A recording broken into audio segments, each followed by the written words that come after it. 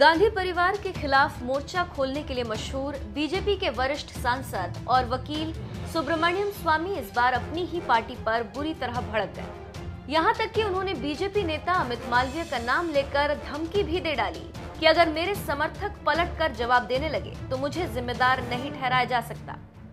मोदी सरकार के नीट और जेईई की परीक्षा कराए जाने के फैसले के खिलाफ खुलकर बोलने वाले बीजेपी नेता सुब्रमण्यम स्वामी बीजेपी के IT cell head Amit Malviya पर बुरी तरह भड़क गए।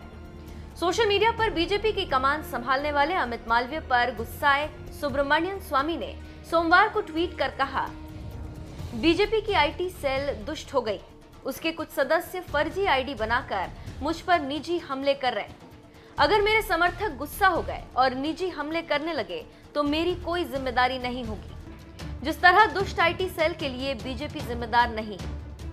सुब्रमण्यम स्वामी के इस गुस्से पर एक ट्विटर यूजर ने उन्हें इसे नजरअंदाज करने को कहा और लिखा कि आप आलोचना से ऊपर हैं। अगर आप उन्हें महत्व देते हैं तो अपना समय बर्बाद करेंगे। गुस्से से लाल बीजेपी नेता स्वामी ने इस ट्वीट का जवाब देते हुए कहा, मैं इन्हें अब तक नजरअंदाज कर रहा था, लेकिन बीजेपी को ऐसे लोगों को निकालना चाहिए। कोई मालवीय चरित्र वाला इससे गंदगी के साथ चला रहा है। हम लोग मर्यादा पुरुषोत्तम वाली पार्टी है, किसी रावण या दुशासन वाली नहीं। सुब्रमण्यम स्वामी ने बीजेपी आईटी सेल पर खुद के खिलाफ अभियान चलाने का आरोप तो लगाया, हालांकि उन्होंने किस तरह का अभियान चलाया जा रहा है इसकी जानकारी नहीं दी।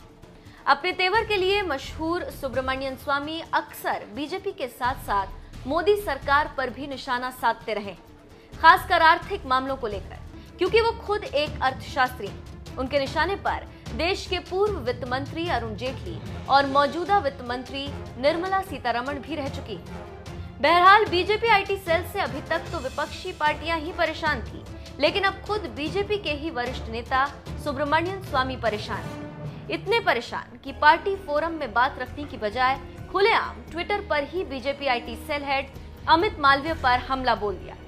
ऐसे में देखना यह है कि स्वामी के गुस्से के बाद पार्टी अध्यक्ष जेपी नड्डा अमित मालवीय के खिलाफ कोई एक्शन लेते हैं या फिर स्वामी के गुस्से को इग्नोर कर देते हैं। वैसे आपकी इस पर क्या राय है, हमें कमेंट कर जरूर बताएं।